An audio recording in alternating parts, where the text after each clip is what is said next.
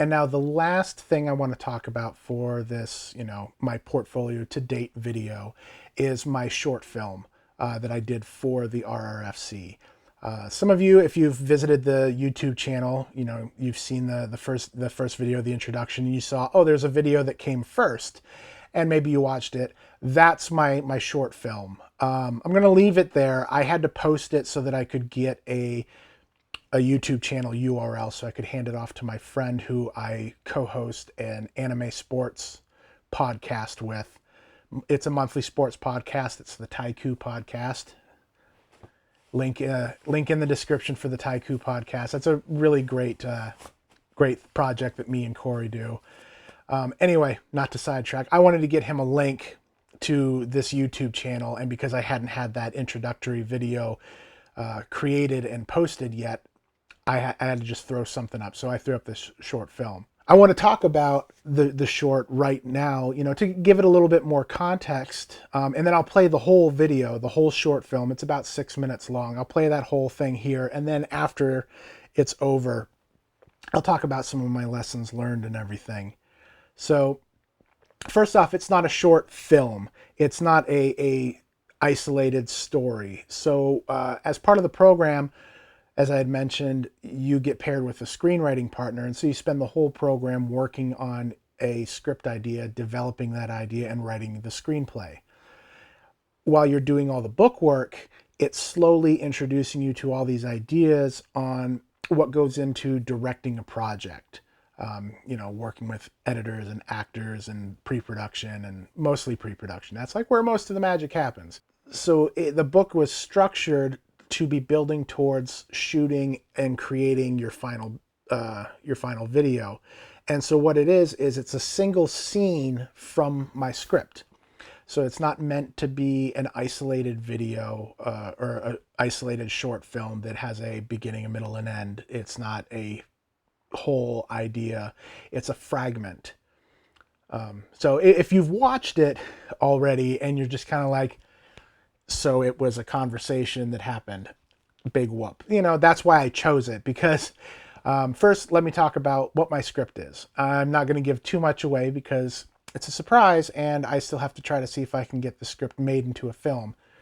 Can't ever be too careful out there. There's always Asylum Films waiting to rip off your idea and get their product out first. So anyway, my script, I had first came up with the idea for the script back in 2013, I want to say. I have this super amazing Hey Girl Ryan Gosling notebook that my wife gave me for Christmas that year. And it was over that Christmas break, I sat down and I was just trying to come up with, let me come up with some story ideas, because I was working on my first novel, which I still haven't completed. I am the reverse Knight of Cups, like we said. I was thinking, what genre of horror movie, because horror movies are my absolute passion. I love horror to no end. It's the best genre because it can be every genre. If it's a drama, it has to be a drama. As soon as you introduce comedy or supernatural, it's no longer a drama. Same goes for every other genre out there. As soon as you introduce other elements, it's no longer that genre. Horror can be everything, and nobody will complain. You can have a horror that's also funny, that's also serious, that's sad, that's supernatural or reality based, or they call it elevated horror now. It's just high-minded political type of horror that's existed since the dawn of time. Get Out was not the first movie. Please watch horror movies. And so that's kind of my wheelhouse, and I really wanted to try to see if there was something interesting I could do to an existing formula. So I sat and I thought about it, and The Haunted House. It's a film that features a majority Native American cast. There's only like 2 non-Native American characters in the film, and that was a very conscious thing, because what have most haunted house films done in the past? Oh no, it's the ancient Indian burial ground, stuff like that. So, and like that's this very embedded idea that actually has a lot of racism built into it. The Native Americans, the original nations, they are this mysterious other that we can't understand, and so now the white people, they're getting their revenge on the white people. Oh, and it's this big racist othering. So I wanted to take that idea and twist it around. It's a pretty big script with a lot of moving parts in it, and I'm not going to get into any of it because that's spoiling the fun. But there was a scene in there that was the most pared down thing that I could possibly do. It was between Walt, this angry racist white dude, he's the antagonist of the entire picture, and Hawk, his Native American neighbor. To kind of set it up, this is very early on in the film when you first meet Walt. The very first scene where you meet Walt is him coming out of his house in the morning on his way to work. Hawk is just hanging out on his porch doing some woodworking. He's retired, works from home, stuff like that. Walt is in his 40s or 50s. You know, he just comes out and he starts talking to Hawk, and you can already see that there's these uses of words that are very common in American vernacular that have racist undertones. And a lot of people don't seem to understand that. And so that kind of sets off a playful but uneasy tone for the character between and the relationship between Walt and Hawk.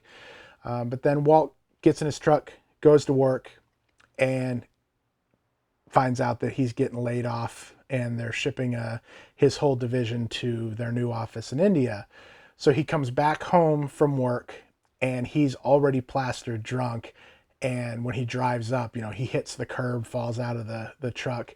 His buddy Hawk, they were going to meet up and drink. And so that's what this scene is. This is just Walt and Hawk hanging out in Hawk's backyard over a fire, drinking, and Walt is expressing his angst. And the purpose of this scene in the larger script is to really lay in Walt's character. So this is where you understand everything you need to know about Walt. He doesn't realize he's racist. He's racist as fuck. He's also an asshole, but he thinks he's just playing with you. Everybody knows these people, you know, and they're the ones that are like, oh man, chill out a little bit. It was just a joke. Those kind of people. And it doesn't have high stakes or anything. It's just two guys hanging out over a campfire, drinking whiskey and talking, where we get to learn about their character. That was a scene I chose because it's the simplest. Of all the scenes in the whole fucking script, this was the simplest one in terms of staging, execution, time, how long is it going to take to record, how long is it going to take to edit, and all that other stuff. And because this was my project for school, I had no money. So everybody basically had to do it for free. And it worked out. I got it made. I'll talk more about the experience afterwards. But met two guys who are the two actors, Bruce Purcell and John Sharp. And also met the individual by the name of Jeff Villars. He has his own lighting company. He's a lighting gaffer. That's what he does. And he's professional. He's like, in the business for like 30 or 40 years, something like that. How he puts it, every major motion picture filmed in Minnesota, he was the lighting gaffer for. Let's go ahead and play that video, and I'll see you in a little bit.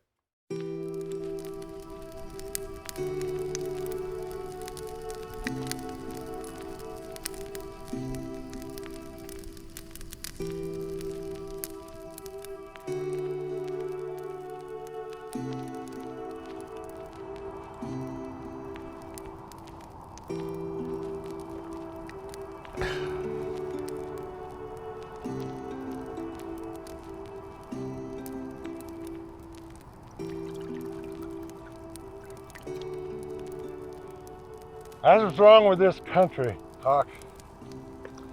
I worked at this company for 15 years. And then one day, hey everybody, we're moving this whole operation to our new office in India. Yeah, but don't you worry, son. You're not gonna get fired right away because you gotta train your replacement. That's bullshit, friend. You know they expect you to give them 100% while they're still fucking you off a cliff. Goddamn right they are. That's alright though. You'll have a new job in no time. But I wouldn't worry about getting that new job because the severance pay, that's a pretty sweet bonus, man. Fucking A right. Woo!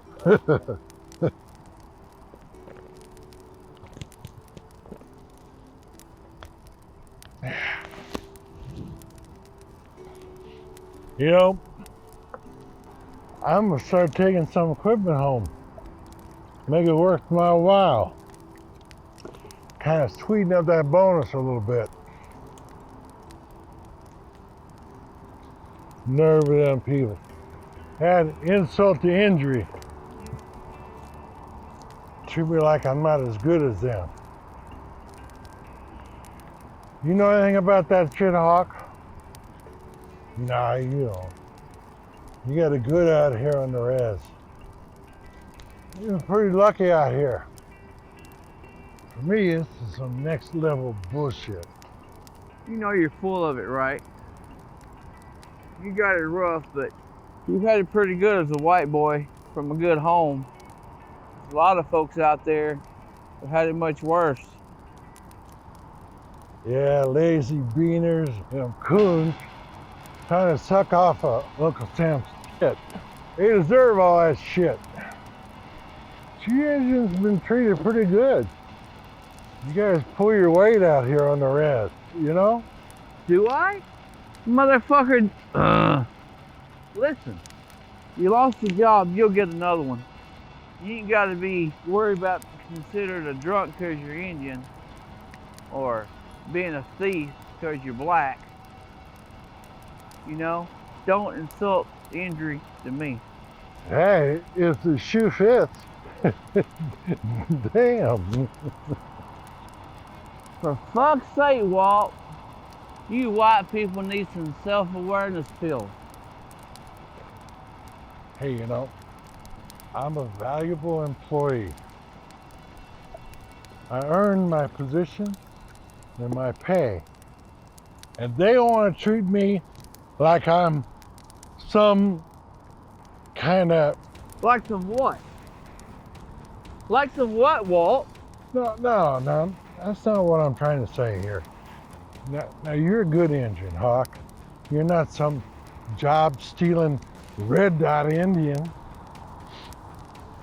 You get your place. You got it good. Man, you even hear yourself? Get the fuck out of here. Go home. This ain't fun anymore. All right.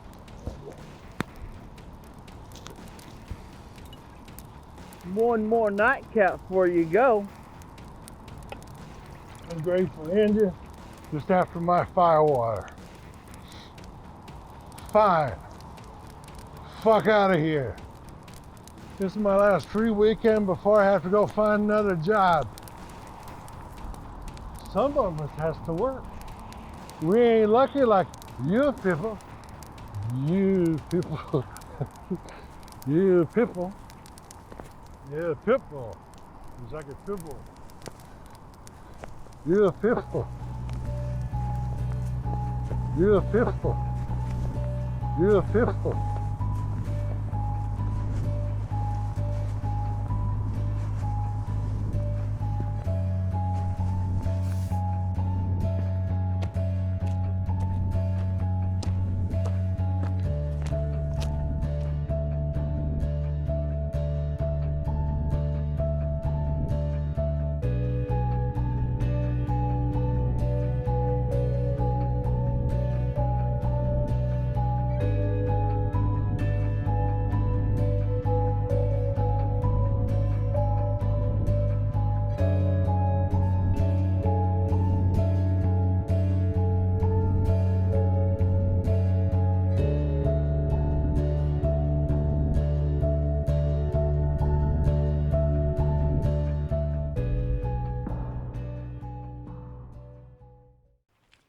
I hope you enjoyed it. I hope I didn't bore you or you just hated it. That would, I mean, if I did, let me know in the comments section, you know. So it's all about learning. It's all about experimenting and trying things. This was literally the first thing that I created on my own. I wrote the script, I directed the shoot, and I edited the whole thing from start to finish all by myself. So this is kind of like my head going into it. And even though it is such a basic scene, I went after it with as much, conviction as I can, because that's the point. You put your you into it. To kind of talk about it, my lessons learned, because I'm sure as you were watching, you're like, ooh, yeah, I learned a lot of lessons from this being my first real shoot.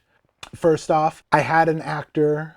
It was an African-American gentleman who was going to fly in from Detroit to play the part of Hawk. At the last minute, he had to drop out because he had another obligation come up, and I believe he was getting paid for that one. So absolutely, you go get paid.